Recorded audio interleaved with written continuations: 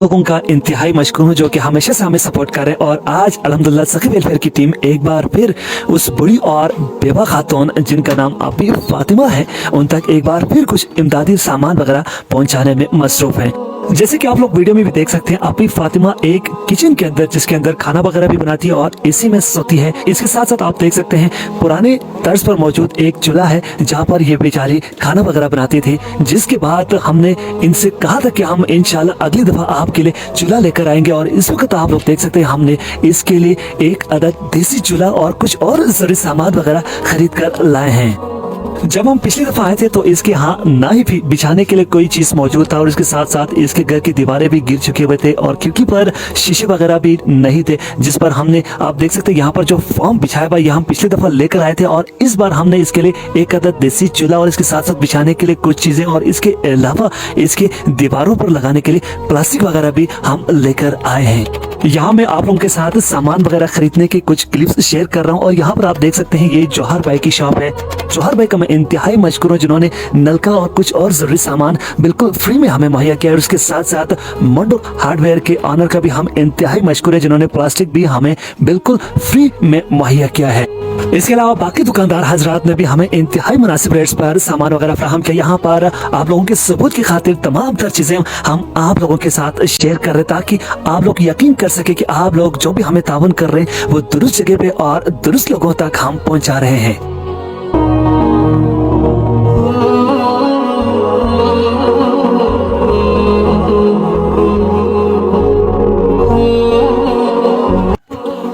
यहाँ पर आप देख सकते हैं दादी के यहाँ हमने तमाम तर अशिया पहुंचाने के बाद अब हम ये तमाम तर चीजें यहाँ पर सेट करके दे रहे हैं दादी को। और इसमें आप लोग सबसे पहले देख सकते हैं छत पर हम लोग कुछ अफराद छत पर है और कुछ नीचे है। सबसे पहले हमने इसके कमरे की सफाई किया और इसके बाद छत से नीचे नलका लगाने के लिए तमाम तर इंतजाम वगैरह कर रहे हैं। इसके अलावा यहाँ पर हमारे साथ मौजूद मास्टर साहब हमें इशारा करके बता रहे हैं, छत से ही एक और घर की तरफ इशारा करके हमें समझा रहे कि वहाँ पर भी एक मुस्तहिक खानदान मौजूद है। इस पर हमने मास्टर साहब से कहा कि इंशाल्लाह अगली दफा उनके लिए भी हम इमदादी राशन वगैरह लेकर आएंगे।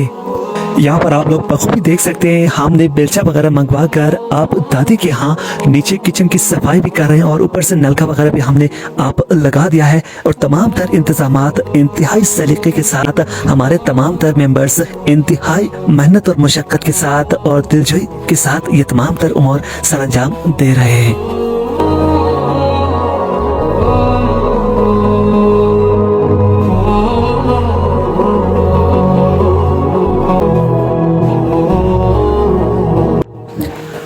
आप में से अक्सर लोगों ने हमारे पिछले वीडियोस में भी देखे होंगे कि हम इस तरह से मुख्तलिफ एरियाज में जाकर उनकी ज़रूरियात के हिसाब से चीज़ें वगैरह पहुंचा रहे हैं। प्यारे दोस्तों, जैसे कि आप लोग जानते हैं कि बल्तिस्तान में अब भी बहुत सारे ऐसे मुस्तहिकीन मौजूद हैं जिन तक इमदादी राशन वगैरह पहुँचाना अभी बाकी है।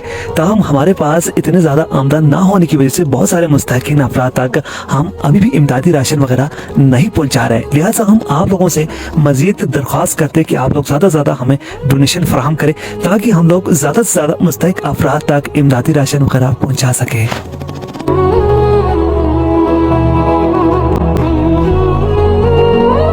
यहाँ पर तमाम तर इंतजामात मुकम्मल करने के बाद हमने दादी से कहा कि आप असर की नमाज वगैरह पढ़ लीजिएगा। इतने में हम भी नमाज वगैरह पढ़ कर आएंगे। जब हम मस्जिद में जाकर नमाज वगैरह पढ़ कर आए तो दादी उस वक्त तक आप यहाँ पर चूल्हे में आग लगा चुकी थी। और आप देख सकते हैं जो धुआं पहले इसके पूरे किचन के अंदर फैलता था वो अब कितना हद तक कंट्रोल हो चुका है और अब इसके किचन में गैर जरूरी धुआं वगैरह भी नहीं निकलेगा। और प्लास्टिक लगाने की वजह से अब काफ़ी ज़्यादा हीटिंग हो रही थी और ठंड की जो शिद्दत जो पहले बहुत ज्यादा हो रही थी अब उससे काफी हद तक बच रही थी। इसके अलावा दादी ने आखिर में उन तमाम तर लोगों के लिए जिन्होंने इमदादी सामान वगैरह हम तक पहुंचाया उनके लिए खूब दुआ भी किया।